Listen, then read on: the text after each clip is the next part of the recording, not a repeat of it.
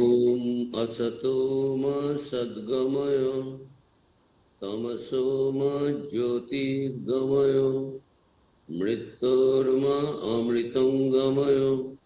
ओम शांति शांति शांति।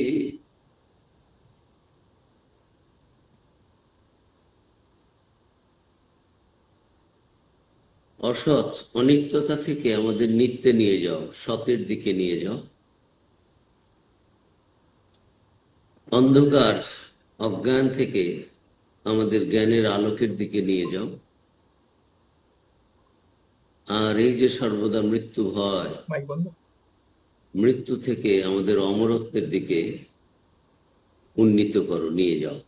ওম শান্তি শান্তি শান্তি।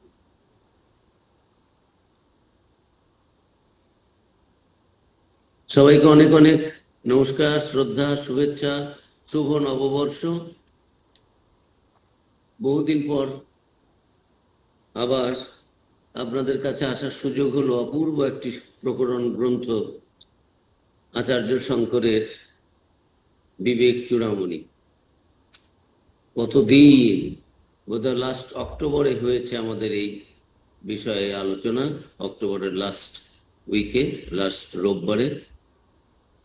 তারপরে আর November, December, January, February, March, April, almost 6 months, almost কেন 6টি মাস চলে গেল কোথায় দিয়ে। আমি খুঁজছিলাম যে পেছনে কোথায় অবধি ছিলাম। 13 নম্বর শ্লোক পর্যন্ত আমাদের একটু পাঠ আলোচনা হয়েছিল। ওটা একটু, এতদিন পরে তো 6 মাস, সকলেরই হয়তো একটু, আমাদের নিজেদেরই হচ্ছে, বয়স্ক মানুষদের হয়তো একটু বেশি হয়, স্মৃতির একটু বিস্মরণ, একটু ভুলে যাওয়া। সেজন্য আবার একটু প্রথম দিক থেকে শুরু করি। এই অপূর্ব বিচারের বই বিবেক চূড়ামণির গোড়ার দিক থেকে, যে কি আলোচনা শঙ্করাচার্য এই 12 নম্বর 13 নম্বর শ্লোক অব্দি আমাদের কি বোঝানোর চেষ্টা করেছেন। তিনি গুরু বন্দনা দিয়ে শুরু করেছেন অপূর্ব একটি মন্ত্র, সর্ববেদান্ত সিদ্ধান্ত গোচরম তম গোচরম গোবিন্দম পরমানন্দম সদ্গুরুম প্রণতস্মৎ। সর্ববেদান্ত সিদ্ধান্ত গোচরম, সকল বেদান্ত শাস্ত্রের বিষয়, অগোচরম বাক্য মনাতীত, পরমানন্দম সদ্গুরু, পরমানন্দ স্বরূপ সদ্গুরু, তং গোবিন্দম, সেই গোবিন্দ পরমাত্মা কাছে অহম, আমি প্রণত অস্মি, আমি প্রণত হচ্ছি। আবার তার গুরু যেহেতু গোবিন্দপাদ ছিলেন, একই শ্লোকে এমন ভাবে তিনি শব্দ চয়ন করেছেন যে পরমাত্মাকেও গোবিন্দ বলা হয়, তাকেও আমি প্রণাম জানাচ্ছি এই গ্রন্থ শুরুর পূর্বে প্রথমে। আবার একই সঙ্গে তার যে গুরু, মন্ত্র দীক্ষা যিনি দিয়েছেন, সন্ন্যাস যিনি দিয়েছেন, সেই যে আচার্য গোবিন্দপাদ, তার নামও ওইভাবে, যে সেই আমার যে গুরু গোবিন্দ পাদ, তাকে আমি প্রণাম জানাচ্ছি। এই দিয়ে শুরু করে প্রথমে তিনি বলছেন যে সর্ববেদান্ত শাস্ত্রের যে সিদ্ধান্ত, যে তিনি হচ্ছেন বাক্য মনাতীত। বাক্য দিয়ে, মন দিয়ে তাকে জানা যায় না, বোঝা যায় না, চিন্তা করা যায়। অবাং মনুষ্য গোচরম, তাকে আমরা বোধ করার জন্য, ঠাকুরের যে বোধে বোধ করার যে কঠোপনিষদে রয়েছে, যে নিষিক্তা দূরত্ব দুর্গম পথস্তৎ কবয়া বদন্তি, এই যে একটা কঠিন যে পথ, আত্মজ্ঞান, সত্য লাভ, সেটার প্রচেষ্টা আমরা প্রয়াস করছি, চেষ্টা করছি গুরুর আশীর্বাদ নিয়ে, সেই পরমাত্মার আশীর্বাদ নিয়ে, প্রণাম জানিয়ে, যাতে আমরা কৃতকার্য হই। তো এই শুরু করেই তিনি বলছেন জন্তুনাং নরজন্ম দুর্লভম অত পুংস্তং তত বিপ্রতা। গোটা শ্লোকগুলো তো আমি আর যাব না, শুধু একটু জাস্ট পূর্বানুস্মৃতি একটুখানি মনে করিয়ে দেওয়ার জন্য, যে তিনি গুরুকে গোবিন্দ নাম, গোবিন্দ পাদ ছিলেন তার গুরু, তাকে এবং পরমাত্মাকে প্রণাম করে বলছেন জীবগণের মনুষ্য জন্ম দুর্লভ। এরপরে বলবেন দুর্লভম ত্রয়মেব তদ্দৈবানুগ্রহ হেতুকম, সেটা 3 নম্বর শ্লোকে রয়েছে। 2য় শ্লোকে বলছেন যে জীবগণের মনুষ্য জন্ম দুর্লভ, এর থেকেও দুর্লভ পুরুষ দেহ প্রাপ্তি, আবার তার থেকেও দুর্লভ ব্রাহ্মণ শরীর লাভ। ব্রাহ্মণ শরীর লাভ হলেও চাই বেদবিহিত ধর্মমার্গে নিষ্ঠা। আবার এর থেকেও শ্রেষ্ঠ প্রাপ্তি শাস্ত্রের তাৎপর্য জ্ঞান, আত্মা ও অনাত্মা বিষয়ের বিচার, এসবের সম্যক অনুভব, ব্রহ্মের সঙ্গে একাত্ম অবস্থায় স্থিতি ও এর ফলস্বরূপ মুক্তি। শতকোটি জন্মের স্বীকৃতি ও পুণ্যফল ব্যতীত লাভ করা যায় না। এই বলে বলছেন যে মনুষ্য জীবন এবং এই যে মুক্তির আকাঙ্ক্ষা এবং সদ্গুরু প্রাপ্তি, এই 3টি জিনিস বড় দুর্লভ এই জগতে।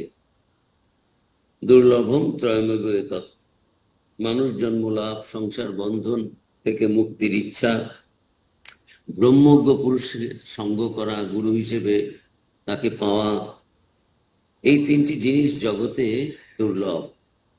ঈশ্বরের বিশেষ অনুগ্রহ হলে তবে এগুলো পাওয়া যায়। তাহলে চিন্তা করুন আমরা কতটা ভগবানের অনুগ্রহ অলরেডি পেয়েছি। মনুষ্য জীবন, ভালো হওয়ার ইচ্ছা, নিজেকে জানার ইচ্ছা, ভগবানকে জানার ইচ্ছা, ব্রহ্মজ্ঞানী বলুন আর ভগবানের ঈশ্বর জ্ঞানী বলুন, সেই একই তো জিনিস। সেই চরম কি সত্য আছে সেটাকে জানার ইচ্ছা আমাদের মধ্যে কম বেশি আছে। কিন্তু এই 3টে জিনিস আবার একটা পথ একজন যিনি নির্দেশ করে গেছেন শ্রীরামকৃষ্ণ, তার যে শিক্ষা মা সারদা দেবী স্বামীজি যেভাবে ফর্মুলেট করে গেছেন, যেভাবে আমাদের জন্য বলে গেছেন, কয়ে গেছেন, নিজেদের জীবন দিয়ে দেখিয়ে গেছেন, আবার কিছু লিখিত নিয়ম কানুনও করে গেছেন। যে আর মুখে তো কতবার বলেছেন, সেই কথাগুলো রয়েছে যে আমি তো এই করেই মায়ের দর্শন পেয়েছি, আমার এই করেই ব্রহ্মজ্ঞান হয়েছে, আমার এই ভাব হয়েছে, তোমরাও করো, তোমাদেরও হবে। চাঁদা মামা সকলের মামা তার নিজের স্ত্রী সারদা দেবীকে বলছেন যে দেখো আমি চেষ্টা করছি, তুমিও এরকম যদি ভাবো তাহলে দেখবে তিনি সকলের। এইরকম করে আমরা দেখছি গুরু পরম্পরা সেই নির্দেশগুলো আমাদের কাছে এসেছে। আমরা কত ভাগ্যবান। তাই আচার্য শঙ্কর বলছেন লব্ধা কথঞ্চিৎ, এই একটু নরজন্ম দুর্লভম, কোন রকমের দুর্লভ নরজন্ম, আর সেই জন্মে পুরুষ শরীর বেদান্ত বিচারে পারদর্শিতা লাভ করেও যে মূঢ় বুদ্ধির মানুষ নিজের মুক্তির জন্য যত্ন করে না, চেষ্টা করে না, সেই আত্মঘাতী। এ তো আত্মঘাতী স্টেপ। আমরা বলি না যে আত্মহনন বড় পাপ, মহাপাপ, আত্মহত্যা মহাপাপ। এ তো আত্মহত্যারই সামিল। ভগবান তোমাকে মনুষ্য জীবন দিয়েছেন, একটা ভালো জায়গায় জন্ম নিয়েছো, একটা ভালো মানুষদের সঙ্গ করে একটা সৎচিন্তার উদয় হয়েছে, তোমার ভেতরের সংস্কারগুলো সেই রকম, তারপরেও যদি তুমি শুয়ে বসে কাটিয়ে যাও, এটা তো পশুরা বুঝতে পারবে না। তাহলে এটা কে? তো আত্মহত্যার সামিল। তুমি সেই আত্মজ্ঞান লাভ করার জন্যই তো মনুষ্য জীবন পেয়েছো। তোমার ভেতরে সেই শুভ সংস্কার রয়েছে থেকে সত্যকে জানা, নিজেকে জানা, আত্মাকে, পরমাত্মাকে জানার, ঈশ্বরকে জানা যে একটু ইচ্ছে, সেটা হয়েছে। আবার দেখো সৎসঙ্গ পেয়েছো, কত ভক্তরা এই সৎপথ, সৎজীবন যাপন করে সৎপথ দেখাচ্ছেন। আর তোমার গুরু তিনি তার নির্দেশ মতো চলে, সেটা যদি তুমি এখন লাভ করার চেষ্টা না করো, তাহলে এ তো আত্মহত্যার সামিল। এই বলছেন। তারপরেই বলছেন ইতক্ক নো অস্তি, এই দুর্লভ মানুষ দেহ, তার উপর আবার পুরুষ শরীর পেয়েও যে নিজের স্বার্থ বুঝতে ভুল করে বসে, তার থেকে বেশি নির্বোধ আর কে আছে? নিজের ভালো পাগলেও বোঝে। আমরা ছোট সময় থেকে শিখেছি, পাগলেও নিজের বোধটা বোঝে। পাগল যে এমন পাগল, সেও নিজের ভালো মন্দটা বোঝে, এটা খেলে আমার পেটটা ভরবে, খিদে যখন পায় খাবার দিলে খুব খুশি, তৃষ্ণা যখন পায় এক গ্লাস জল দিলে পাগলগুলো বসে থাকে রাস্তার পাশে। এমনি সাধারণভাবে আমাদের দৃষ্টিতে যে এরা তো পাগল, এদের কোনো বুদ্ধি শুদ্ধি নেই, সত্যি তাই মনে হয়। কিন্তু নিজের ভালোটা সেও বোঝে যে এখন জল তেষ্টা পেয়েছে, যে জল খেতে হবে, ক্ষুধা পেয়েছে একটু খেতে হবে। তা আমাদের এই যে যে আধ্যাত্মিক ক্ষুধা, তাকে না জানা পর্যন্ত থামবো না। বুদ্ধদেব বলেছেন যে এই যে আসনে বসলাম, পায়েস খেয়ে, সুজাতার পায়েস খেয়ে, আর আমি উঠছি না। ইহা আসনে শস্যত মে শরীরম ত্বক অস্থি মাংসন প্রলয়ঞ্চ যাত, সব নষ্ট হয়ে যায় আমার শরীর, হাড়, মজ্জা, মাংস, চামড়া, এই আমি আই ডোন্ট কেয়ার। তা আচার্য চাচ্ছেন, শঙ্করাচার্য চাচ্ছেন যে কবে যত্নশীল হবে, এর থেকে নির্বোধ আর কে আছে? এই মানুষ শরীর পেয়ে, পুরুষ শরীর পেয়ে, নারী শরীরে কত কষ্ট এখনো। যে যতই বলুক আমার একটু ওই মার্কিন দেশে থাকার সময় হয়েছে, সুযোগ হয়েছে, সেখানেও কি এখনো যতই বলুক আমরা সমান, তারপরেও রয়েছে রেসিজম, রয়েছে এই পুরুষ নারীতে ভেদ রয়েছে, আরো তো জাতিগত কত রকমের সব কত জায়গায় রয়েছে। বেশিতে গেলামই না, কিন্তু এখনো সেখানে মায়েরা কি বলতে পারে যে আমাদের we are having equal honour, rights, women rights, human rights, কত রকম চলছে এই একবিংশ শতাব্দীতেও। আর আমরা বলছি আমরা তো সব ভদ্রলোক হয়ে গেছি, আমরা সব কালচার্ড হয়ে গেছি, আমরা সব শিক্ষিত হয়ে গেছি, আমরা কি না জানি। তারপরেও আমাদের মনের মধ্যে কত কলুষতা। তো যাই হোক, আচার্য বলছেন সেই কত বছর আগে, 1800 বছর আগে, 1500 বছর আগে, আচার্য বলছেন যে এর থেকে বেশি নির্বোধ আর কে আছে? এর পরেও যদি, এত সুযোগের পরেও যদি সুযোগের সদ্ব্যবহার না করো, তবে কি হবে? তো আত্মহত্যার সামিল, এটুকু বোঝো না? এত নির্বোধ, এর থেকে নির্বোধ আর কে আছে? এত কিছু পাওয়ার পরেও যদি তোমরা সেই পরমাত্মাকে, তোমার যে আত্মস্বরূপ, যে সত্য জানার জন্যই এই মনুষ্য দেহ, শ্রীরামকৃষ্ণ বলেছেন মনুষ্য জীবনের উদ্দেশ্য ঈশ্বর লাভ। বিদ্যাসাগরকে গিয়ে বলছেন,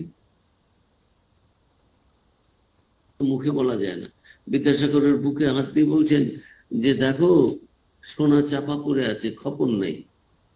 বিদ্যাসাগর কথাগুলোর অর্থ বুঝতে পারছেন না।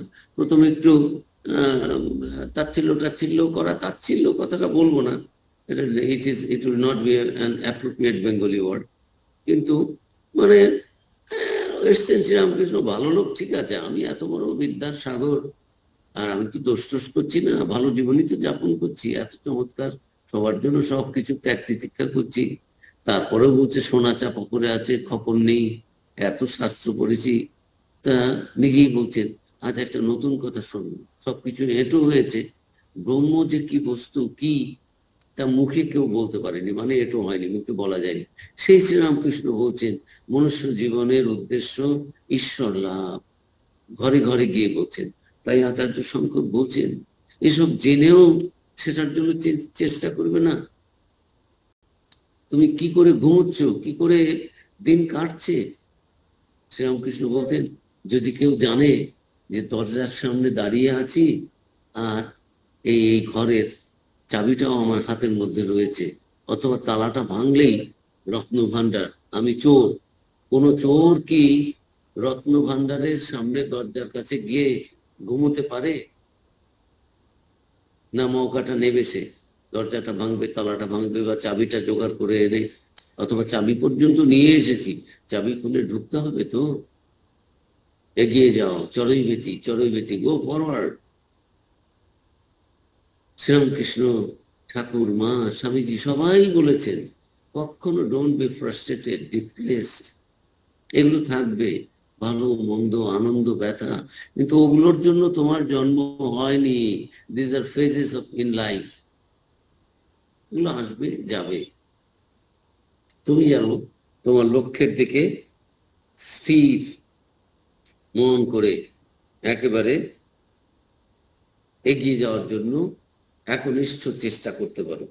তো এই সমস্ত বলেই আচার্য বলছেন, বদন্তু শাস্ত্রাণী যজন্তু দেবান কুর্বন্তু কর্মাণি ভজন্তু দেবতা। মানে অনেকেই শাস্ত্র পাঠ করে শাস্ত্র আলোচনা করতে পারে, জানো তো ভালো জীবনী যাপন করছি। বিদ্যাসাগরের কথা যেমন ঠাকুর বললেন যে যদি শুধু শুধু ঈশ্বর জ্ঞানে না করো, ব্রহ্ম বস্তু লাভের জন্য, তাকে জানার জন্য যদি না করো, তাহলে এগুলো তো সমাজ সেবা। এতে একটা ভালো মানুষ হতে হবে, হতে পারবে, কিন্তু তাকে তো জানা যাবে না। তাকে জানার জন্য তো এই সমাজ সেবা করে বেড়ালে হবে না। ঈশ্বর জ্ঞানে নরেন্দ্রনাথের মধ্য দিয়ে বললেন, শিব জ্ঞানে জীব সেবা, সর্বদা তাঁর চিন্তাই করছি। মানুষ গরিব, গরিবকে সাহায্য করছি না, মানুষকে সাহায্য করছি না। I worship that god whom you call man by mistake, Swami Vivekananda. Sri Ramakrishna বিদ্যাসাগরকে ওই কথাটা বলতে চেয়েছেন, বোঝাতে চেয়েছেন। শম্ভু মল্লিক বলছেন, কতগুলো হাসপাতাল করে উঠেছ, কি খালি বলছো। ঈশ্বর জ্ঞানে যদি না করো, ভগবান এলে তার কাছে কি, ভগবান কি তোমার কটা হাসপাতাল, কটা স্কুল বিল্ডিং এর খবর রাখছেন? খুব ভালো কাজ এগুলো, কিন্তু সবকিছু লক্ষ্যটা এক, ঈশ্বর বুদ্ধিতে, ঈশ্বর জ্ঞানে। ভেতরেও দিব্য ভাব, বাইরেও সেই দিব্য চেতনা। দেবং ভূত্বা দেবং পূজেত যজেত। নিজে দেবতা হয়ে দেহ শুদ্ধি টুদ্ধি করে নানান রকম ন্যাস করে দেহ শুদ্ধ হলো, আমিও দেবতা হয়ে গেলাম, আমার মধ্যে আর কোনো ইম্পিউরিটিস নেই। এখন আমি আমার সামনে যে মূর্তির মধ্যে যে কল্পনা করছি তিনি এসে অধিষ্ঠিত হয়েছেন, সেই অধিষ্ঠিত দেবতার বা দেবীর পুজো আমি করছি। দেবং ভূত্বা দেবং যজেত। নিজে দেবতা হয়ে, দেবী হয়ে দেবতার, দেবীর পুজো করছি।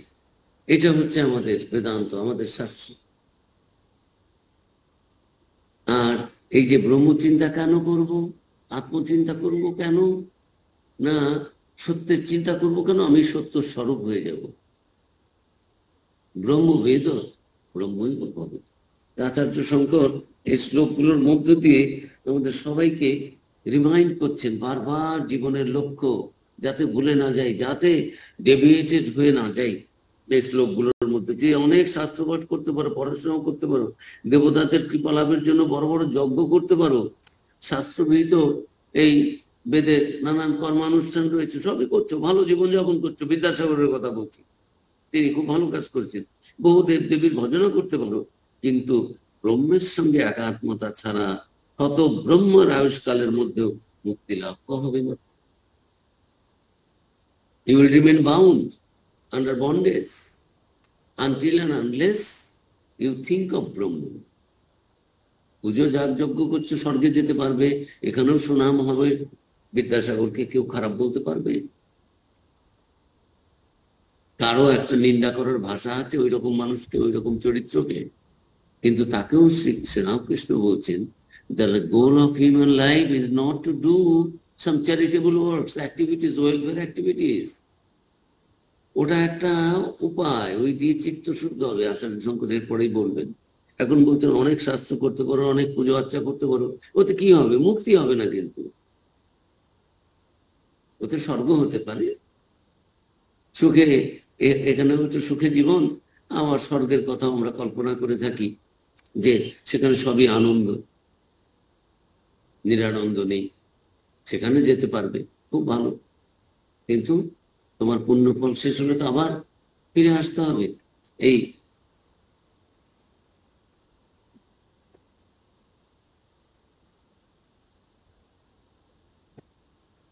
এগুলো না হলেও চলে না, আর এগুলো সব জায়গায় যাবে আমাদের সাথে। যাই হোক, বলছি আচার্য শঙ্কর আমাদের মনে করিয়ে দিচ্ছেন যে ব্রহ্মের সঙ্গে একাত্মতা ছাড়া, ব্রহ্ম চিন্তা করে যদি সকলের সেবা করো, তাহলে ব্রহ্মই হয়ে যাবে। স্বামীজি বলছেন যে এগুলো জীব সেবা কোথায়? জীবের সেবা নয়, শিবজ্ঞানে শিবের পুজো, শিবের সেবা, সেটা যদি করো তাহলে ওতে মুক্ত হবে। এখন তার চিন্তাই তো করছি, চোখ বন্ধ করে করছি, চোখ খুলেও তার চিন্তাই করছি, তারই সেবা করছি। বহুরূপে সম্মুখে ছাড়ি তথাকথিত ঈশ্বর, জীবে প্রেম করে যেই জন, সেই জন সেবিছে ঈশ্বর। তা আচার্য শঙ্কর বলছেন, যাগ যজ্ঞ হোম ভালো কাজ, এগুলো খুব ভালো, স্বর্গ লাভ হবে, কিন্তু মুক্তি তো হবে না। তারপর সেটার জন্য তো তুমি করছো না। আমাদের উদ্দেশ্য একটা কাজই করছি আর একটা কিছু লাভের জন্য, উচ্চতর, বৃহত্তর, উৎকর্ষতর, আরো মূল্যবান কিছু, আরো আরামদায়ক, আরো দামি কিছু পাওয়ার জন্য করছি। মুক্ত হওয়ার জন্য তো করছি না। সে মুক্ত হওয়ার জন্য কি করতে হবে? সর্বদা এই আত্মচিন্তা করতে, আমি যা যা বলছি আচার্য শঙ্কর এখন বলছেন সেটা করতে হবে। এই মনুষ্য জীবন, এই যে একটা ভালো সংস্কার পেয়েছো, এই যে সৎপুরুষ মহাপুরুষের আশ্রয় পেয়েছো, গুরু লাভ করেছো, ডিরেকশনস পেয়েছো, ইষ্ট মন্ত্র লাভ করেছো, দেবদেবতার প্রতি তোমার যেটা ভালো ভক্তি হচ্ছে, খালি জিনিস পাওয়ার জন্য দেবদেবতার পুজো করবে কেন? এই দেবতা সেই দেবতা, আসল বস্তু যা হলে আর ফিরে ফিরে এই সংসারে আসতে হবে না, তার জন্য চেষ্টা করো। অমৃতত্বস্য না শাস্তি, এই যে কি বলছেন, বৃত্ত লাভের জন্য দ্বারা মুক্তির আশা নেই। বৃত্তেন ইতি এব হে শ্রুতি, শ্রুতিতে বলছেন, কি বলছেন? শ্রুতি বলছেন যে বৃত্ত লাভের দ্বারা মুক্তির আশা নেই। বৃত্ত লাভ করতে পারো কিন্তু মুক্তি পাবে না। এই কথা থেকে এটাই স্পষ্ট হয় যে শ্রুতি কর্মকে মুক্তির কারণ বলে মনে করেন না। আচার্য মনে রাখতে হবে, এটা একটা প্রকরণ গ্রন্থ। প্রকরণ গ্রন্থগুলোর মধ্য দিয়ে মানুষ কি করেন? কোনো একটা চিন্তা, একটা ভাবনা, একটা আদর্শ, সেটা নেই, সেটাকে প্রতিষ্ঠিত করার চেষ্টা করেন। তিনি অদ্বৈত বেদান্তটাকে প্রতিষ্ঠিত করবেন এই বইয়ের মধ্য দিয়ে। তিনি সেই প্রতিটি স্টেপ বাই স্টেপ আমাদের যেন হাতে ধরে নিয়ে যাচ্ছেন, চলো আমি এগিয়ে নিয়ে যাচ্ছি। বাবা যেমন সে শিশু পুত্রকে নিয়ে যায়, গুরু যেমন শিষ্যকে, যে এসো আমার সঙ্গে। আমরা প্রথম প্রথম জানতাম না কি করে ভিক্ষে করতে হয়, তো ওই গুরুজনেরা সন্ন্যাসের পরে সাথে গিয়ে ওইটু শেখালেন কিভাবে। তারপরে সেই কি নাম, হরিদ্বার, ঋষিকেশ, উত্তরকাশী আমাদের যে আশ্রম আছে, সেখানে গিয়ে সিনিয়র মহারাজ নিয়ে গেলেন, গেলাম তার সঙ্গে গিয়ে ভিক্ষে টিক্ষে করা ওইখানেও। এগুলো গুরু যেন হাতে করে, আচার্য শঙ্কর যেন আমাদের হাতে ধরে নিয়ে যাচ্ছেন, কিভাবে সেই আত্মজ্ঞান আমরা এই জীবনেই অনুভব করতে পারি। তারপরে বলছেন, অত বিমুক্ত প্রযতে তো বিদ্বান, এই জন্যে যিনি বুদ্ধিমান তিনি বাহ্য বিষয়ের থেকে সুখ ভোগের স্পৃহা সম্পূর্ণভাবে ত্যাগ করবেন, আর সদ্গুণ সম্পন্ন উদারচরিত দেশমান্য আত্মজ্ঞ পুরুষকে সদ্গুরু রূপে লাভ করে মুক্তির জন্য প্রযত্ন করবেন। যারা বুদ্ধিমান, বুদ্ধি অনেক আছে, শাস্ত্র অনেক পাঠ করে ব্যাখ্যাও করছি, টাকা পয়সা, সম্মান, প্রতিষ্ঠা, যশ, নাম ভালোই তো হয়েছে, খারাপ জীবনও যাপন করছি না, কেউ আমাকে চরিত্রহীন লম্পটও বলছে না, আমি সেরকম জীবন যাপন করছি না, কিন্তু মুক্তি তো হতে হবে না। অনেক তর্ক টর্ক করতে পারো, অনেক কিছু বলতে পারো, শাস্ত্রের আলোচনা ব্যাখ্যা করতে পারো, সবই ভালো এগুলো, কিন্তু এতে কিন্তু যে চরম, যে পরম জ্ঞান, চরম জ্ঞান, চরম অনুভূতি, সেটা হবে না। লাভ হচ্ছে, ভালো হচ্ছে, you are leading a very good life. আমি ফার্স্ট ক্লাস পাচ্ছি, খুব ভালো, স্টার মার্কস পাচ্ছি, ভালো, তারপরে লেটার মার্কস পাচ্ছি, তাও ভালো, কিন্তু আমি ফার্স্ট হয়ে গেছি, প্রমোটেড হয়ে গেছি, কথাটা এখনো বলা যাচ্ছে না যে একেবারেই আর পরীক্ষা দিতে হবে না, সে অবস্থা আসেনি, রেজাল্ট ভালোই করছি। যাই হোক, আচার্য শঙ্কর গুরু, তিনি জগৎ গুরু, জগতের কল্যাণের জন্য সকলকে এই ব্যাপারে বারবার করে আহ্বান জানাচ্ছেন, আমাদের যেন এগিয়ে দিচ্ছেন, যে ভয় নেই, এগিয়ে যাও, এগিয়ে যাও, দেখো না আমরা এই করেই পেয়েছি। শ্রীরামকৃষ্ণ বলেছেন, আমার তো এইভাবে হয়েছে, তোমার হবে না কেন? তুমি চেষ্টা করো, তোমার হবে। স্বামীজিও বলেছেন বারবার করে যে তোমাদের সকলের মধ্যে যিশু হওয়ার, বুদ্ধ হওয়ার, রাম কৃষ্ণ, রামকৃষ্ণ, চৈতন্য, সব হওয়ার সেই শক্তি রয়েছে। You have that potential within all of you. যদি চেষ্টা করো তাহলে তোমরাও পারো সেরকম। এরপরে বলছেন, গীতাতে ওই শ্লোকটি আছে, অর্ধেকটা একটুখানি, উদ্ধরের আত্মনা আত্মানম মগ্নম সংসার বাড়িত। আমি আর মন্ত্রে যাচ্ছি না, অর্থটা বলি।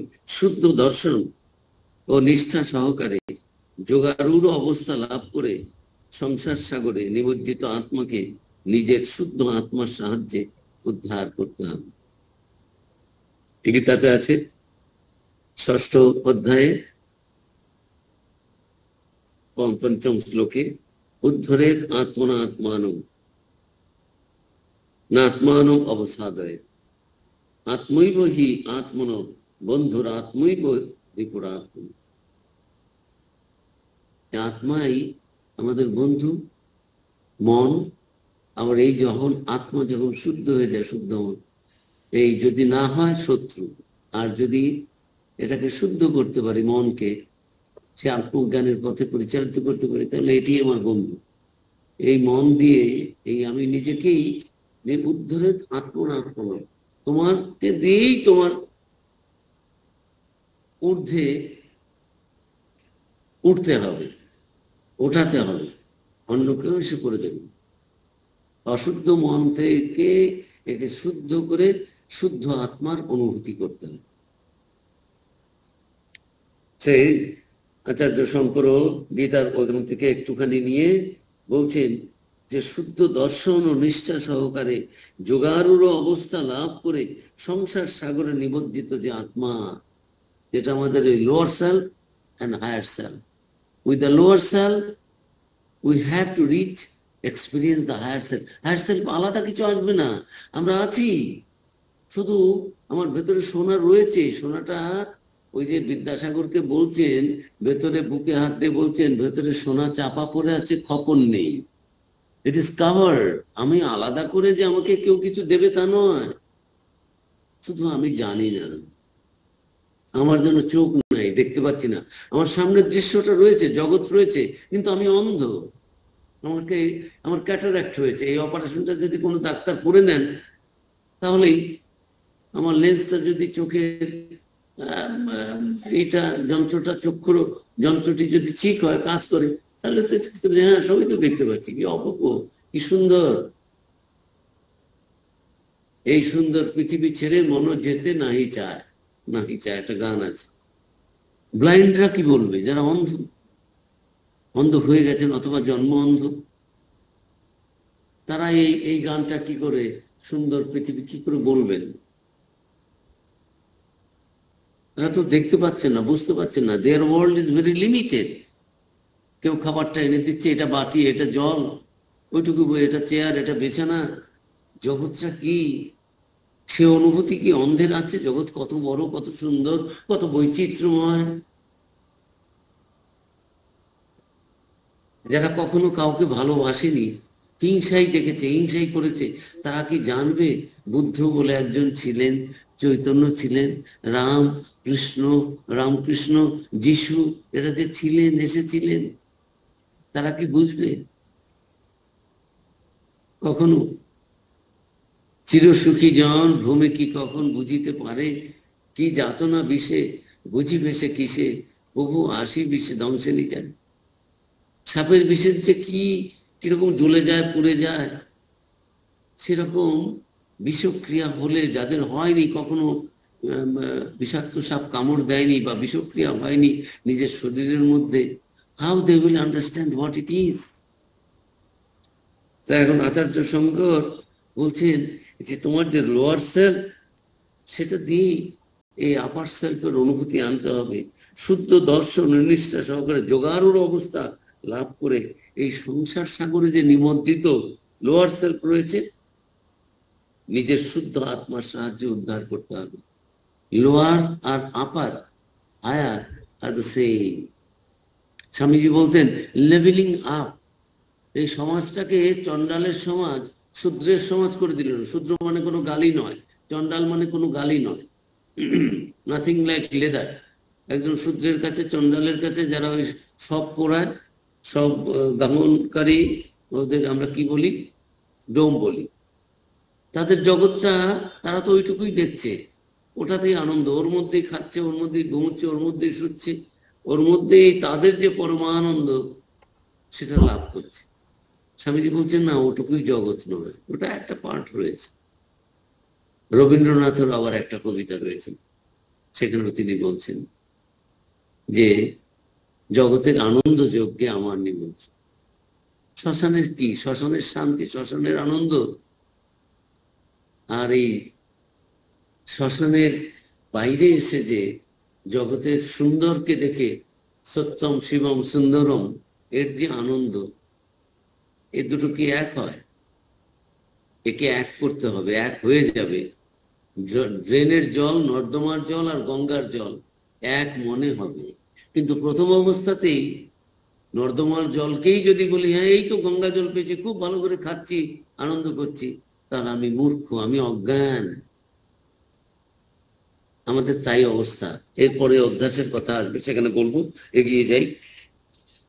তা উদ্ধরে আত্মনা আত্মানো মগ্ন সংসার বাড়িত, এই যে সংসার সাগরে নিমজ্জিত আত্মাকে, শুদ্ধ আত্মা তুমি তো সেই, তাও আর দেখ, ওটা কি বাইরে থেকে কিছু হলো? গুরু বললেন এখনো বুঝতে পারছো না, কাকে খুঁজছো তুমি?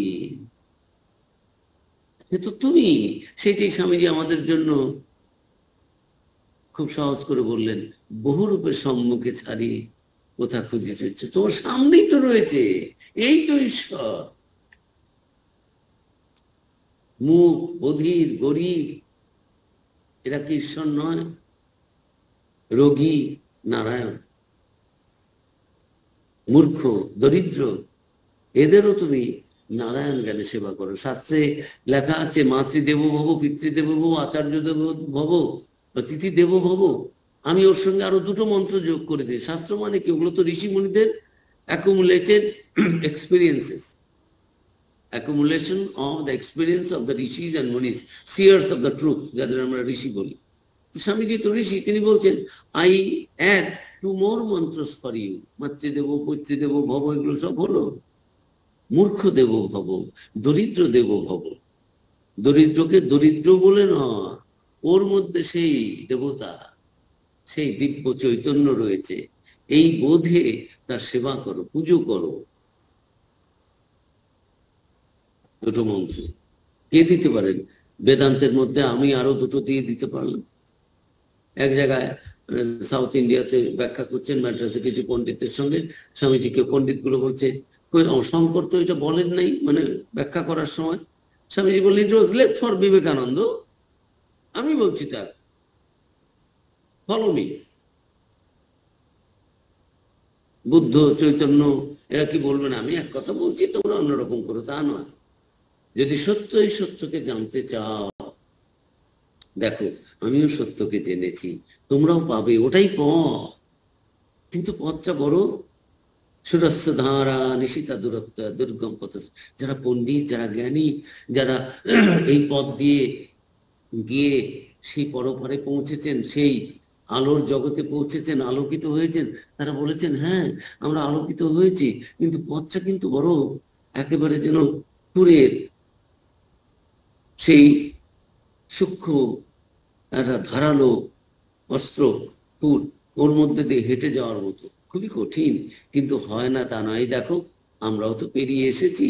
We are what ever we are speaking, telling, this is out of our own experience. বই পড়ে বলছি না, কারো কাছে শুনে বলছি না। হোয়াট উই আর স্পিকিং, এই ঋষি মুনি, আমরা আমাদের অনুভূতি থেকে বলছি।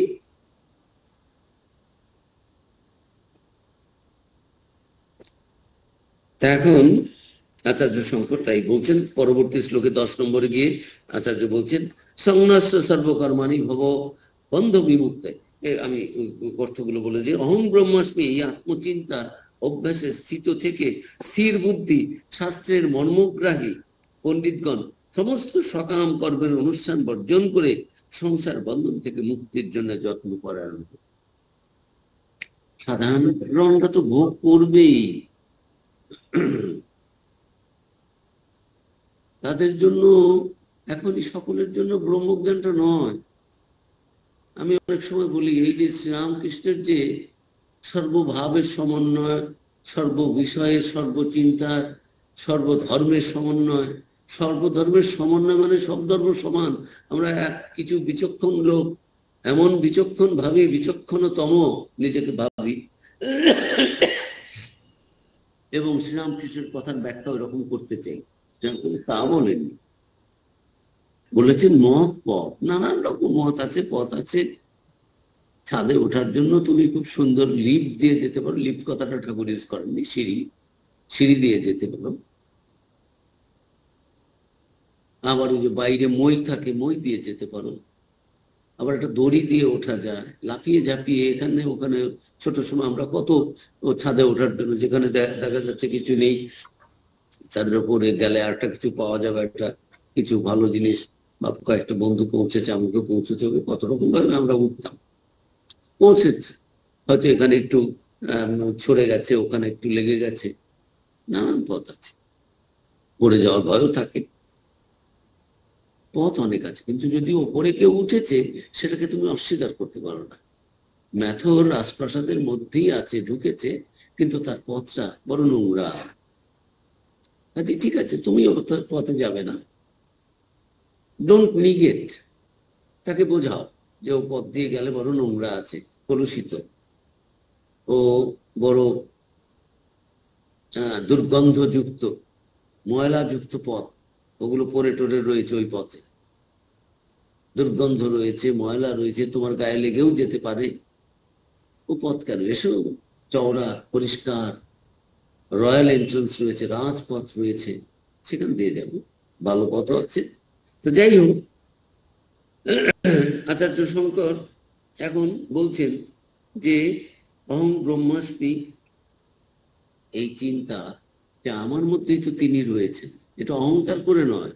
যখন কেউ বলছে, বুঝতে পারে যে আমি সেই, আমি তিনি, তার মধ্যে আর অহংকার থাকে? অহংকার শূন্য হলেই তো এই বোধটা আসে। ঋষিদের, মুনিদের যারা সত্য লাভ করেছেন, তাদের ওই রকম ইন্ডিভিজুয়াল অহং, ছোট অহং, কাঁচা আমি ছিল না। কাঁচা আমিটা বিকামস কনভার্টেড। সে গাছের যে কাঁচা আমটা, টোকো আমটাই এক সময় আমরা দেখি 2 মাস পরে, 3 মাস পরে, 4 মাস পরে, সেই গুটি থেকে 6 মাস পরে দেখি কি সুন্দর একটা রসালো, মিষ্ট, সুমিষ্ট, একেবারে অমৃত ফল হয়ে গেছে। আমরাও সেরকম। ওটাকে কোত্থেকে এসছে? আলাদা করে কোথাও বাইরের একটা আম এনে লাগিয়ে দেওয়া হয়েছে বোটাটার মধ্যে? না, সেই আমটাই আমরা এইরকম কনভার্টেড, নট কনভার্টেড, ট্রান্সফর্মড হয়ে যাচ্ছে। যেটা আমাদের ভেতরে ছিল আনম্যানিফেস্ট, সেটা ম্যানিফেস্ট হয়ে যাচ্ছে, getting mature, getting purified, rectified, pure, perfect. আগে ইমপারফেক্ট ছিলাম, কিন্তু এখন পারফেক্ট হচ্ছি। পারফেক্ট হতে হতে, it is being and becoming, হতে হতে হয়ে যাওয়া, এর নাম ধর্ম। Religion is being and becoming. এটা লেকচার নয়, কথা নয়, পাঠ করলাম, আলোচনা করলাম, দিস আর অল গুড। কিন্তু আমি এখানে একটা খুব সুন্দর পাঠ আলোচনা করে গেলাম, আমি খুব পণ্ডিত একটা বিষয়ে, তারপরে আরেক জায়গায় গেলাম, চুরি ডাকাতি কিছু করলাম, মিথ্যাচারিতা করলাম, জীবনটা সেরকম সুন্দর নয়, এমন কিছু কাজকর্ম করলাম যেগুলো আমাদের নীতি, আদর্শ, এথিক্স, মোরালিটি, এগুলোকে পদদলিত করে। কিন্তু আমি লেকচারটা ভালো দিতে পারি, অনেক কোট করতে পারি, তা নয়। তাই বলছেন, শাস্ত্র পড়ে যারা এত পণ্ডিত টন্ডিত হয়েছো, আর সময় কেন নষ্ট করছো শুধু শাস্ত্র আলোচনা করে আর এই করে নানানটা করে? সেই সত্যকে জানার জন্য, নিজে মুক্ত হওয়ার জন্য চেষ্টা করো। আর এই নানান কর্ম, সকাম কর্মের অনুষ্ঠান তোমরা করবে কেন? তোমরা তো শাস্ত্র পড়েছো। যারা জানে না তারা তো বলে না, ও লোকটা তো বোকা, ও তো বোকামি করেছে, তুই তো বুদ্ধিমান, তুই এটা কি করে করবি? বোকারা এরকম করে, বুদ্ধিমানরা তো করে না। আমরা জানি বাসে উঠলে, ট্রামে উঠলে পকেটে মোবাইল রয়েছে, হাতটা ঠিক মোবাইলের মধ্যে চলে গেছে, আমি দুটো হাত দিয়ে এমনি করে থাকলাম, আমি জানি আমার পকেটে টাকা আছে বা নিচের পকেটে মোবাইল রয়েছে, যে কেউ ওটা নিয়ে নিতে পারে। বাচ্চারা বোঝে না ওটা, বা যারা অবোধ তারা বোঝে না। তারপরে মণি আর মুক্তোর মধ্যে আর একটা কাঁচের মধ্যে কি পার্থক্য তারা বোঝে না। কিন্তু তুমি তো বোঝো, তুমি শাস্ত্র পড়েছো, বিচার করছো, নানা আলোচনা করছো, এই নানান ধর্ম অনুষ্ঠান করছো, ওই কর্ম করছো, নানান স্বর্গ পাবো এটা পড়ো, তুমি তো জানো যে ওর তো মুক্তি লাভ হবে না, তাহলে আরেকটু যেটা সবচেয়ে দামি সেটার জন্য চেষ্টা কেন করছো? মোক্ষ লাভের যে সাধনা সেটা কিভাবে করতে হবে সেই কথাটা এখানে বলছেন। তারপরে 11তে গিয়ে বলছেন চিত্তস্য শুদ্ধ হয়ে কর্ম নত বস্তু উপলব্ধ। এই যে কর্ম করছো, এই কর্ম মানে আমি আপনি করছি সেটা নয়, বাড়ির কাজের জন্য নিজের স্বার্থের জন্য তা নয়, ওটাও এক ধরনের কর্ম নিজের দেহ রক্ষার জন্য, সেটাকে গৃহস্থদের জন্য নিষেধ করা নেই। কিন্তু যদি মনে করি এতেই আমার ভগবান লাভ হয়ে যাবে, তাহলে শঙ্কর বললেন সেটা তো মূর্খতা হচ্ছে। তা কেন? আর স্বামীজি বলছেন, ঠাকুর বলছেন, আরে ওগুলো তো করতেই হবে কর্ম, নাহলে শরীরটাই থাকবে কি করে, আর সংসারটাই বা চলবে কি করে? ওটাকে একটু মোড় ঘুরিয়ে দাও, মনের মোড়, অ্যাটিটিউডটা, যে ওই নিজের যে ছেলে গোপাল, ও আমার ছেলে গোপাল নয়, সেই কৃষ্ণ গোপালের সেবা করছে। সংসারটাকে ভগবানের সংসার মনে করে করো। আমার সংসার, আমি এই ঘরের গৃহস্থ, আমি এর ল্যান্ডলর্ড, এ আমি আমি না করে সব তিনি। জন্মের সময় কিছুই আসেনি, আবার গীতার সার অনেকেই বলে কিছু সাথে আসেনি, কিছু সাথে যাবে না, এই সমস্ত সব। কি এসেছিল সাথে, কি হারিয়েছ, কি পাবে, এ কি নিয়ে যাবে, কত রকমের 10টা 12টা দিয়ে খুব শুনতে ভালোই লাগে। But is it that easy to practice? And it is reading something and its practicing is something else.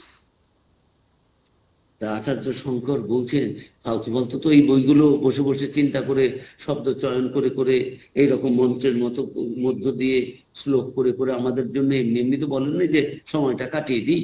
বেশ, রবীন্দ্রনাথ ভালো কবি, তিনিও কবিতা লিখেছেন, হ্যাঁ ভালো কথা। স্বামীজিও কবিতা লিখেছেন, রবীন্দ্রনাথের মতো কবি কোথায় পাওয়া যাবে? বিশ্বকবি ঠিকই আছে, কিন্তু এখন রবীন্দ্রনাথের কবিতা আর স্বামীজির কবিতা আর শঙ্করাচার্যের কবিতা, এগুলো যদি বলি এরা সবাই কবি, মনে মনে আনন্দ পেয়েছেন দেখে কয়েকটা পংক্তি লিখে দিয়েছেন, তো নয়। রবীন্দ্রনাথের কাছে গেছেন একটি বাচ্চা, ইয়েতে তার মা বাবা নিয়ে এসেছে। রবীন্দ্রনাথ মানে সবাই গেলেই অটোগ্রাফ দিন, অটোগ্রাফের সাথে হচ্ছে দিয়ে দিন, একটু কবিতা লিখে দিন, সেটা চাই। যে আমি যে রবীন্দ্রনাথের কাছে গিয়েছিলাম, এই যে এই দেখো আমার কাগজে লিখে দিয়েছে, আমি রবীন্দ্রনাথ হলাম কি কি কি হলাম, কোন নাথ হলাম সে পরের কথা, হরনাথ হলাম, কিন্তু রবীন্দ্রনাথের ওই লেখাটা সবাইকে বাড়িতে এলেই দেখাবো, আমার ঠাকুর দাদা রবীন্দ্রনাথের এই লেখাটা। তা তো বুঝলাম তোমার ঠাকুর দাদা কি ছিলেন, বাবা কি ছিলেন, তুমিই বা কি হয়েছো। কাউকে ছোট করছি না, আমাদের শাস্ত্র বলছে অন্যকে দেখাচ্ছে তোমার বাপ ঠাকুর দাদা কি সেটা নয়, তুমি কি। আমি স্বামীজিকে কোট করছি, আমার বাপ ঠাকুর দাদা এই ছিলেন বলে ডমফাই করা, এই কথাটা স্বামীজি ইউজ করেছেন। ও ডমফাই করে কি হবে, তুমি কি, হোয়াট ইউ আর, তুমি মুক্ত হয়েছো কি। আমার বাবা ডাক্তার ছিলেন, আমার ঠাকুর দাদা ভাইস চ্যান্সেলর ছিলেন, তাহলে আমি কি হলাম? আমি নেতাজির বংশের, আমি আমি ঠাকুর শ্রীরামকৃষ্ণের বংশের, আমি বুদ্ধদেবের বংশের, খুব ভালো কথা, কেউ না করছে না, ভালো। But can you also say that I am another Buddha? I am another Ramakrishna, another Chaitanya? সেই সত্যিটা তো তোমার আছে, সেটা হওয়ার জন্যই তো আছো, ওইটাই তো অজ্ঞান। আমি রামকৃষ্ণের পরিবারের, আমি অমুকের ধমুকের, তা নয়।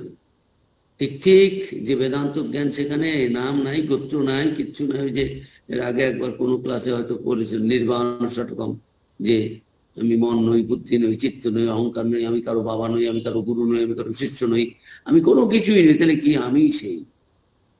এই যে অনুভূতিটা, সেটা অনুভব করার জন্য চেষ্টা কেন করছো না?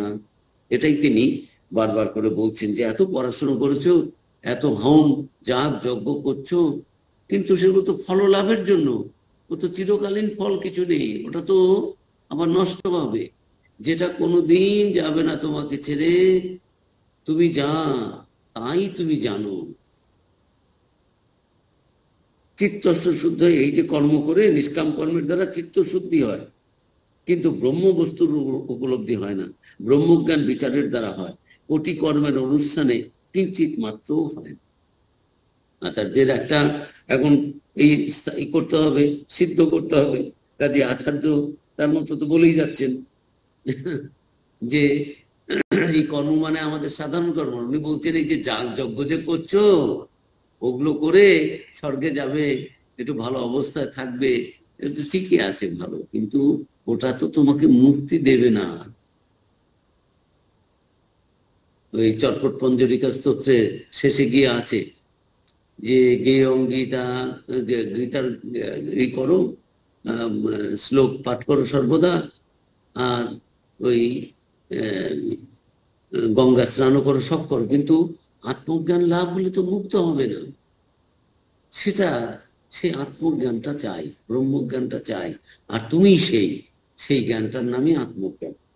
তা শ্রীরামকৃষ্ণ বলতেন ঈশ্বরী বস্তু আর সব অবস্তু, বস্তু লাভ নিষ্কাম কর্মের দ্বারাও হয় না। সেই যে ব্রহ্ম বস্তু, কিন্তু নিষ্কাম কর্মের দ্বারা কি হবে? শ্রীরামকৃষ্ণ বলছেন যে নিষ্কাম কর্মের দ্বারা চিত্ত শুদ্ধ হয়, কিন্তু কর্ম কি করে নিষ্কাম ভাবে করা যায়? আমরা কাজ করি, শ্রীকৃষ্ণ বারবার বলছেন অর্জুন কাজটা ছেড়ে দিও না, ওটা তোমার ডিউটি, কিন্তু তুমি নিষ্কাম ভাবে। আচার্য শঙ্কর তার অদ্বৈত বেদান্তটাকে স্থাপন করার জন্য বলছেন কর্ম করো না, তার মানে যে কাম্য কর্ম করো না। এই যে কামনা বাসনার জন্য বাড়িতে পুজো করছি, সত্যনারায়ণ সময় দেখতাম আজকে কি হবে, সত্যনারায়ণের পুজো হবে, কেন?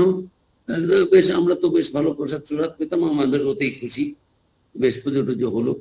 এগুলো পুজোর পেছনে রয়েছে আমার যেন ধন হয়, পরিবার পরিজন সবাই ভালো থাকে, যাদের পরিবারের লোক নেই, সন্তানাদি হয়নি, তারা সন্তান কামনা করে, যাদের অর্থ কম তারা অর্থ আরো কামনা করে, আবার যাদের বেশি অর্থ আছে তারাও আরো বড় করে হোম যজ্ঞ পুজো টুজো করে, আরো বেশি অর্থ হোক। সেই শ্রীরামকৃষ্ণ কথামৃতে রয়েছে যে আকবর বাদশার কাছে এক ফকির গিয়েছিলেন, কিছু টাকা পয়সা চাইবেন। টাকা পয়সা চাইবেন মানে নিজের জন্য নয়, যে কিছু পুকুর টুকুর করে দেওয়া, ওই পাহাড়ের দিকে সব দিল্লির পাশ দিয়ে পাঞ্জাবের ওই দিক দিয়ে সব লোকজন যায়, তীর্থযাত্রীরা, তাদের যাতে সুবিধা হয়, যাতায়াতের পথে একটু জল টল খেতে পেলো, একটু থাকার জায়গা হলো সরাইখানা। আকবর তখন নামাজ পড়ছেন, আকবরের কাছে গিয়ে বসে আছেন, তিনি নামাজটা শেষ হলে বলবো। আকবর নামাজ শেষ করে বলছেন, হে আল্লাহ, আরো টাকা দাও, পয়সা দাও, ধন দাও, দৌলত দাও, যে অঞ্চলগুলো এখনো জয় করা হয়নি সেগুলো চাচ্ছেন, খুব করে প্রার্থনা করছেন আমার আরো চাই। তখন সে ফকিরটি একটু আধ্যাত্মিক জ্ঞান সম্পন্ন ছিলেন, উচ্চ স্তরের ছিলেন, তিনি বেরিয়ে গেলেন। তখন সেন্ট্রি দিয়ে আকবর তাকে আবার ডাকিয়ে আনলেন, যে কিসের ব্যাপার, কি ব্যাপার? ফকির সাহেব তাকে খুব সম্মান করতেন, জানতেন এই উচ্চ স্তরের ফকির, আমি বাদশাহ হতে পারি কিন্তু এই ফকির কারো ধারে না, যে জানতেন। কি ব্যাপার, আপনি এসছিলেন, বসে থাকলেন, কার কাছে এসেছিলেন? না, তোমার কাছে এসেছিলেন। তো চলে যাচ্ছেন কেন? না, যাচ্ছি। আর তুমি কিসের জন্য এসেছিল? না, একটা কাজে এসেছিলাম। তা বলুন সে কাজ। না, আর কি বলবো, দেখো, তা আমি দেখলাম যে আমি তোমার কাছে কিছু চাইতে এসেছিলাম, মানে আমি ভিখিরি। আমি দেখলাম তুমি আমার থেকে বড় ভিখিরি। তুমি নামাজ শেষ করে এতবার আল্লাহ এই দাও এই দাও, তোমার নামাজের থেকে প্রার্থনাটাই বেশি হলো, খালি কি কি চাই। তা আমি দেখে বুঝলাম যে তুমি আমার থেকে বড় ভিখারি। তা আমার যদি চাইতেই হয়, তা আমি আল্লাহর কাছেই চাইবো, তোমার কাছে কেন চাইবো বাবা? তুমি তো আমার থেকেও বড় ভিখারি, তোমার এত সাম্রাজ্য রয়েছে, তারপরেও তুমি চেয়ে বেড়াচ্ছ, তুমি দিল্লির বাদশা, তারপরেও তোমার এই দাও সেই দাও সেই দাও।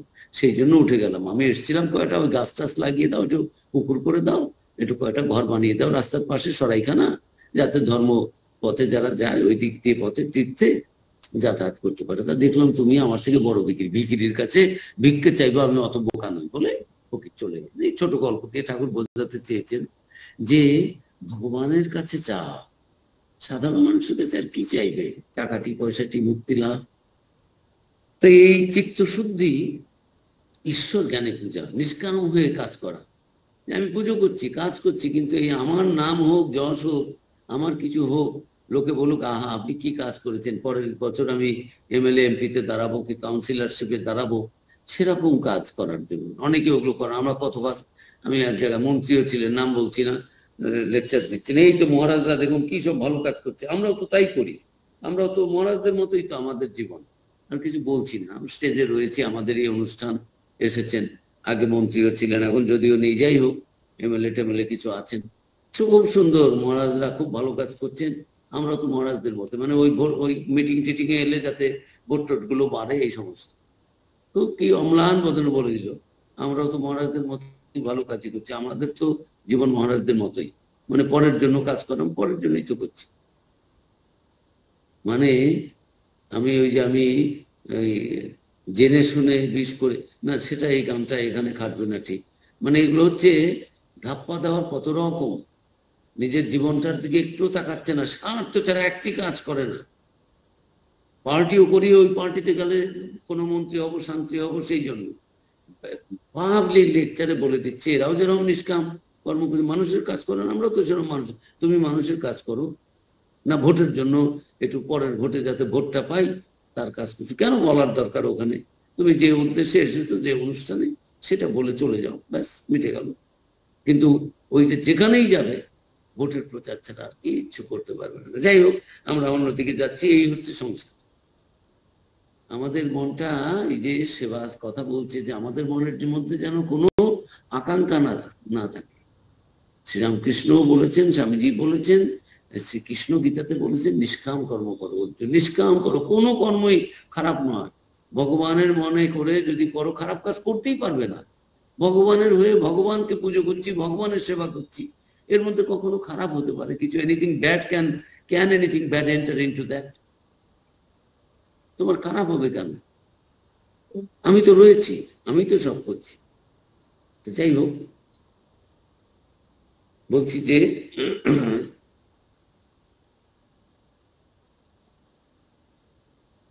আমরা প্রায় 1 ঘন্টার মতো বোধহয় হয়ে গেল, আমি আর সময় নেব না।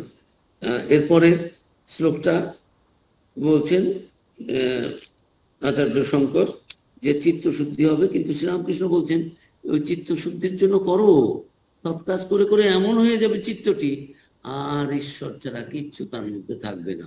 তখনই সেই চরম জ্ঞান, পরম জ্ঞান তার মধ্যে হৃদয়ে অনুভূত হবে। আচার্য শঙ্কর বলছেন অন্যভাবে, যে এই যে যাগ যজ্ঞ এটা ওটা নানান কর্ম করছো, ওটা করে কিন্তু মুক্তি হবে না, প্রকৃতি স্বর্গলাভ হবে। আর ঠাকুর বলছেন নিষ্কাম ভাবে যে কোনো কাজই ভালো কাজ, সৎ কাজ, মানুষের জন্য করো, অন্যের জন্য করো, দেখবে আসলে পরে গিয়ে তোমার চিত্ত যখন শুদ্ধ হচ্ছে, তোমার মধ্যে নিজের কামনা বাসনা কিছু আসবেই না।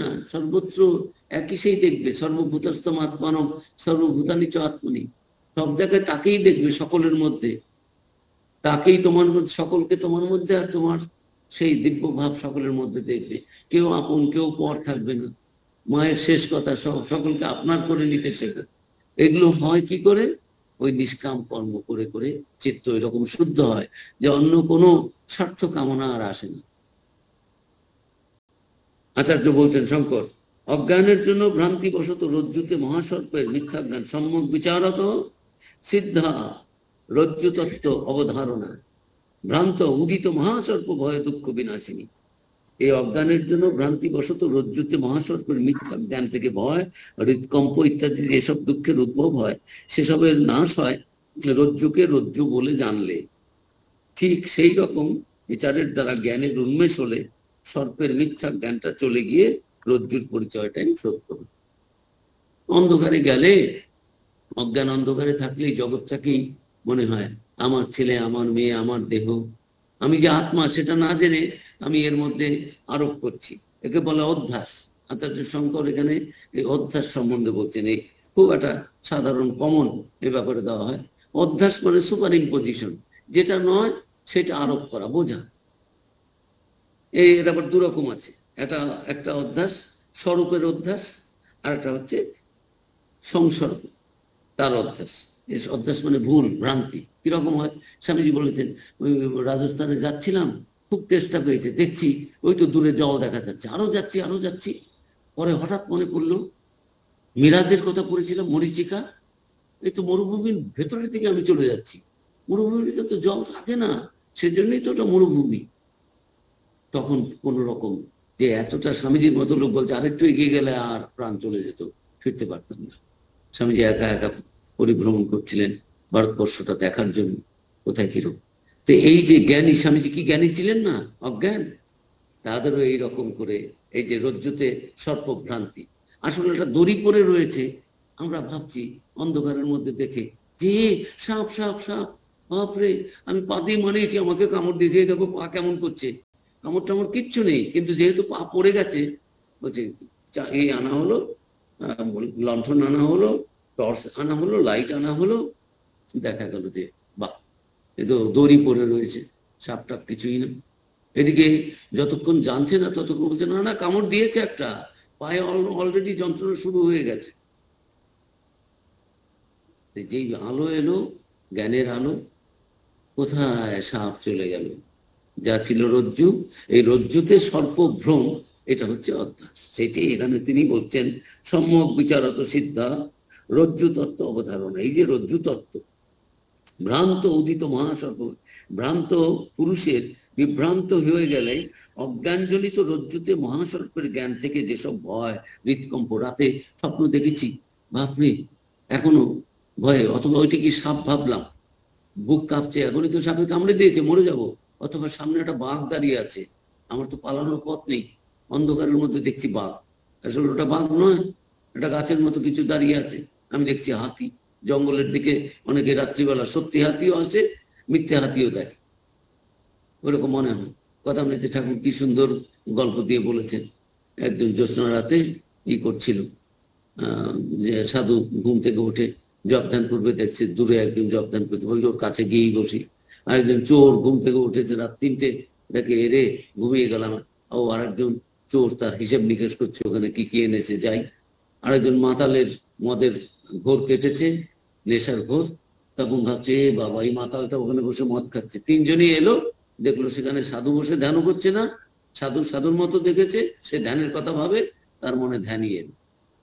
আর একজন সাধু ধ্যানই করছে। চোর চোরের কথা ভাবে, সে ভাবলো ওখানে চোরই আছে, হিসেবপত্র করছে সব চুরি করে সেই মাঠের মধ্যে।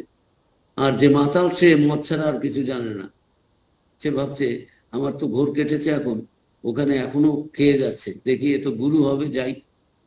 তিনজনে গিয়ে দেখলেন উইয়ের ঢিবি, কিছুই নেই। জগৎ কেমন, যার মন যেমন, ভগবান কেমন, যার মন যেমন।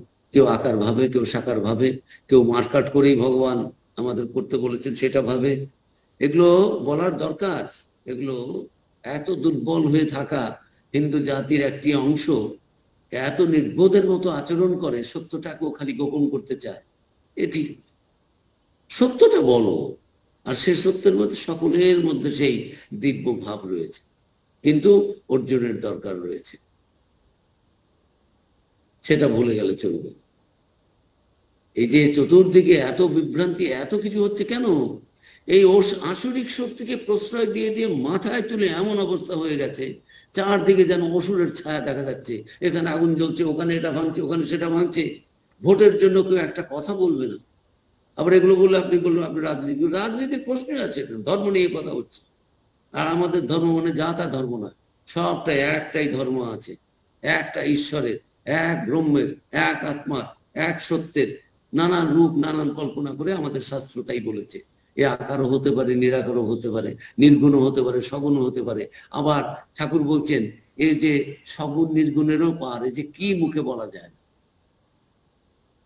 তো এগুলো অজ্ঞান থেকে মানুষ নানান রকম করবে, আসরিক ভাবটা প্রকাশ পাবে।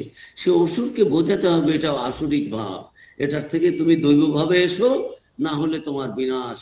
শাস্ত্র তাই বলছে যে যদি তুমি দৈব ভাবে না যাও, তাহলে বিনাশ নিশ্চয় হবে। কোন শাস্ত্রে নেই আমাদের হিন্দু ধর্মের কোন শাস্ত্রে যে অসুরগুলো কখনো জয়ী হয়েছে, শেষে কষ্ট দিয়েছে।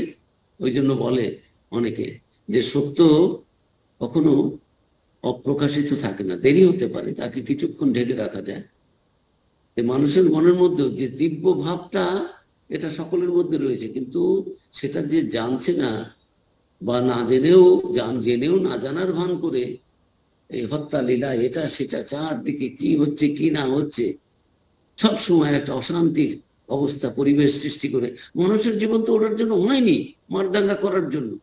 মনুষ্য সভ্য বর্বর জাতির মতো ব্যবহার করছি, পশুর মতো ব্যবহার করছি, কেন করবো? শাস্ত্র ওগুলো শেখাতে আসেনি, শাস্ত্র এসেছে শেখাতে যে ভেতরের পশু ভাব, অসুর ভাব দূর করাটার নাম ধর্ম। খুন খারাপি, রক্তপাত, এগুলোর নাম ধর্ম নয়। ধর্ম তোমার ভেতরে দিব্য ভাব দেখবে দেবতা, অন্য সকলের মধ্যে দেখবে। যারা পিছিয়ে আছে তাদের হাত ধরে এসো, এগিয়ে নিয়ে যাও, আমার হাত ধরে তুমি নিয়ে চলো শাখা, আমি তো পথ চিনি না। এই হচ্ছে ধর্মের বাণী। তো এই অধ্যাস হচ্ছে যেটা ঠিক নয় তাকে ঠিক মনে করা। এই যে কিরকম অধ্যাসে ভুগছে মানুষ দেখুন চারদিকে, ধর্মের নামে হত্যা লীলা করা, এগুলো অধ্যাস, এগুলো ভুল ভ্রান্তি। মরুভূমির মধ্যে জলের খোঁজ করছে, এদের ভালো ব্যাখ্যা শোনাতে হবে। যারা এই জ্ঞানী তাদের বলতে হবে যে তোমরা ভুল করছো, ওটা পথ নয়, ও যে পথ নেই পালাবার, নান পন্থা বিদ্যত হয় না, ঋষিমুনিরা বারবার বলে গেছে। ওই পিছিয়ে গেলে হবে না। স্বামীজি বলছেন face the brutes, face the devil, face the challenges of life. এই আমি মুক্তি পাবো, মুখ পাবো, আনন্দ করব, তার জন্য তার বিরোধী যেগুলো সেগুলোকে দূর করতে হবে। সেই আনন্দ আমি শুধু একা পাবো না, আনন্দ আনন্দ সর্বত্র বহিছে আনন্দ ধারা, অনন্ত আনন্দ ধারা, রবীন্দ্রনাথের গান রয়েছে। তা সেই আনন্দ আমাদের সকলের মধ্যে আছে, তা না জেনে এটাকে দেহ ভাবা, এটা হচ্ছে অধ্যাস।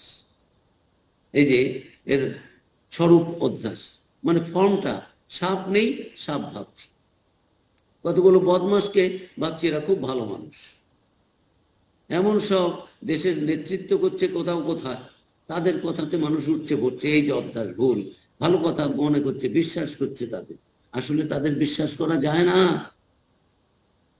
তারা মহা পরোপকারী, উপকারী নয়, তারা মহা অনিষ্টকারী, ধ্বংসাত্মক একটা শক্তির প্রতীক।